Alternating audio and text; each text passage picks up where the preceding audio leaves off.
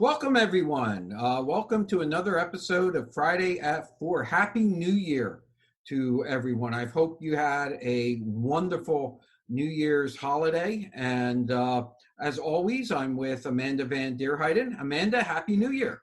Happy New Year, everyone. We're excited to be here for another exciting episode of Friday at 4.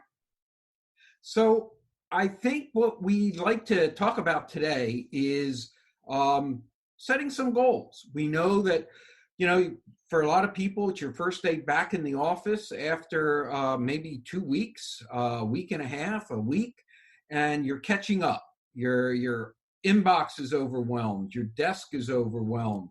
But it's time to look forward. So it's the new year. New goals are going to be set. So let's talk about setting goals and determining how we get those goals and how we become successful. Amanda, you want to start us off? Absolutely. So most people have heard the expression set SMART goals, right? SMART. Be specific, make sure it's measurable, make sure it's actually attainable, make sure it's realistic, make sure it's timely. But I like to talk about smarter goals. So I add an ER to that acronym, well-known acronym. And the E and the R is, the E is for evaluating and the R is for reassessing once you've evaluated. So you want to make sure that you're setting specific goals, that they're actually achievable, and that you have timelines attached to it. So one of the things we like to do is, once you've set a goal, it's very easy. It's very easy to reverse engineer it and figure out, what do I need to do? How do I break it down so I can achieve this in the number of days, weeks, months, years I have to do it? And one of the things that I actually do is I have my clients do as well. I have them create a list. I want to see, what are their life goals? What are their annual goals? What are their quarterly goals? And what are their, of course, monthly goals, which feeds then into your daily and weekly agenda items. And the reason why this works is because it's so much easier once you've actually identified what your goal is. How to get there is easy. You create steps, you create an action plan, you can break it down. But Jim, the harder thing that people have an issue with is, what is the goal to set, right?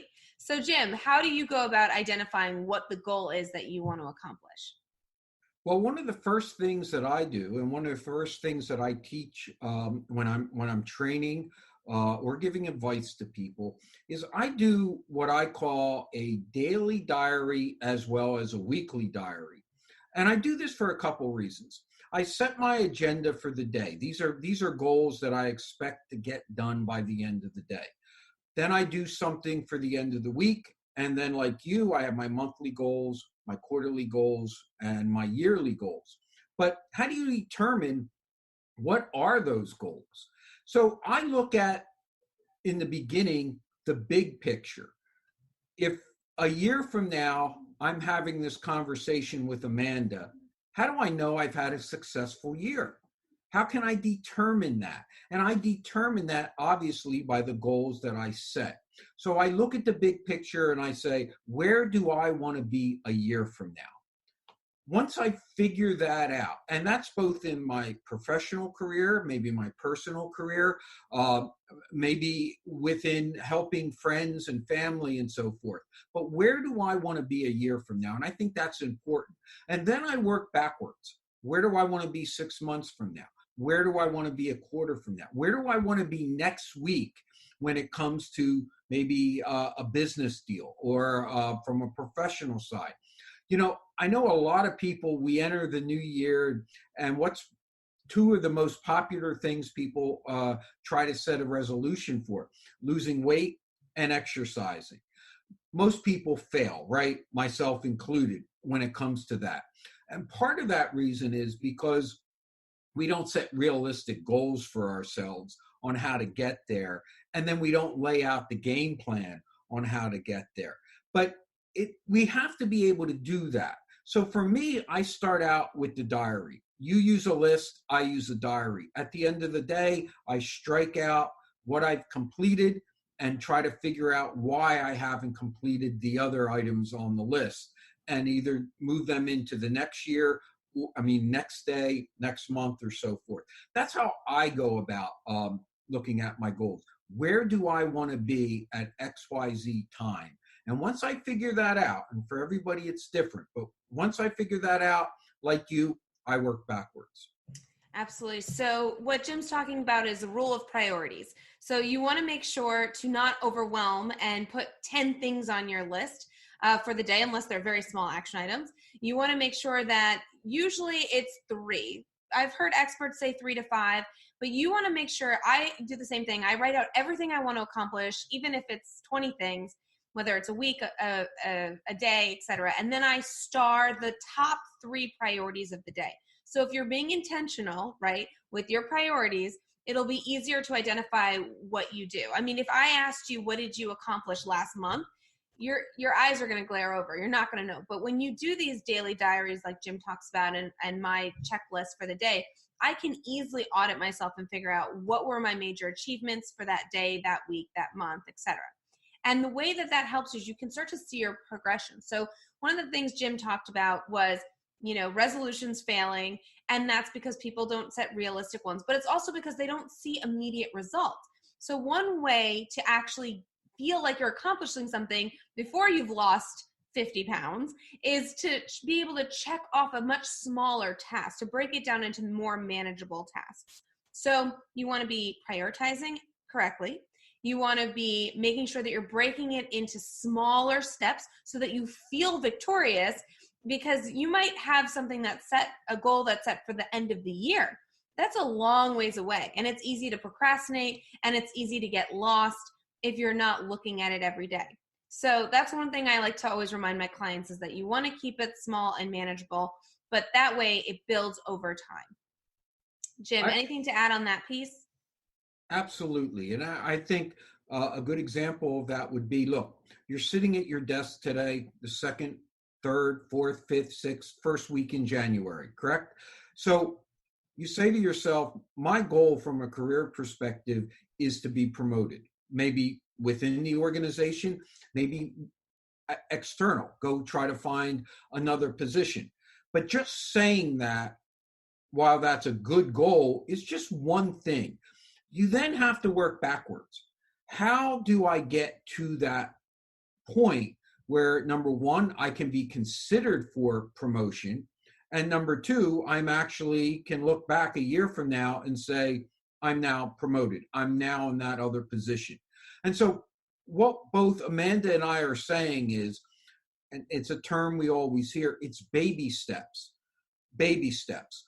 This is what I need to do, whether it's working on a resume, whether it's getting some coaching, whether it's getting advice from the outside, whether it's talking to my superior and seeing what they expect from me in order to be considered for that next step up in my career, whether it's starting a job search. But if you take it all at once, it becomes overwhelming. And chances are you're not going to do any of it, because that's what happens to us, right? Too much information, too much stimuli hits us. We shut down, we get into the minutia of the day, and before we know it, it's April 1st. And a whole part of the year has gone by.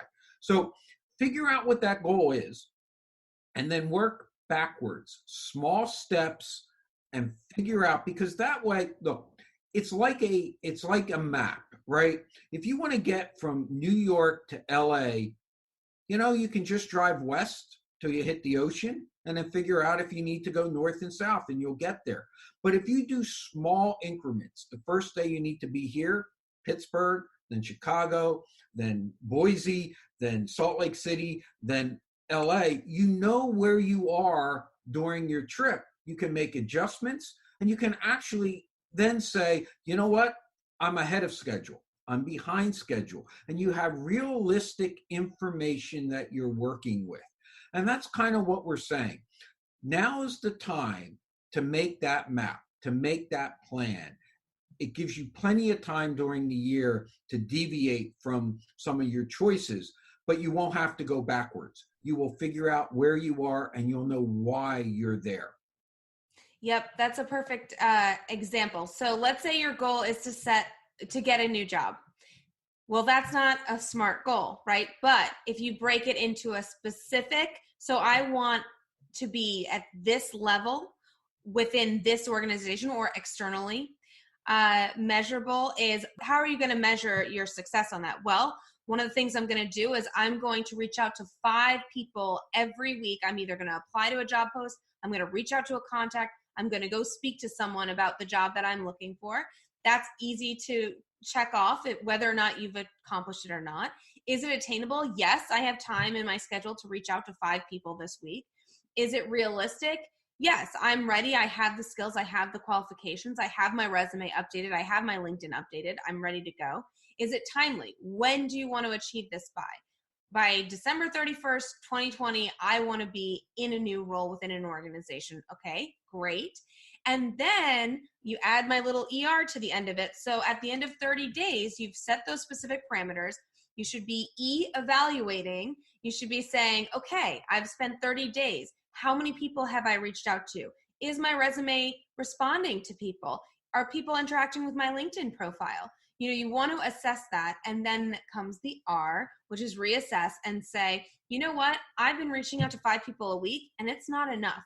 Or I've been reaching out to 5 people a week and I'm feeling overwhelmed and I need to scale it back to 3. So that's the reason. That's one way you can take a goal like I want a new job and make it smarter. And you know what? One of the things that I think you hear in this talk is we all have that positive influence, right? It's the new year. We're all looking to move forward, regardless of where we are and what it is.